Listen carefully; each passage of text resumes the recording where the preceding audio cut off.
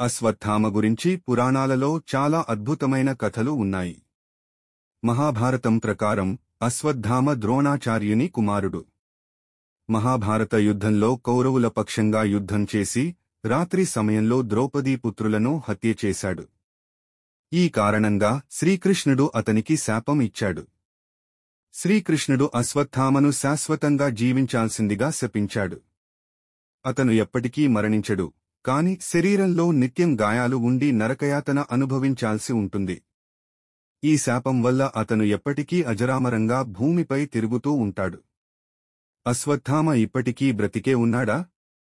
పురాణాల ప్రకారం అతను ఇంకా బ్రతికే ఉన్నాడని, ఉత్తర భారతదేశంలోని అరణ్యాలలో తిరుగుతున్నాడని కొన్ని కథలు చెబుతున్నాయి.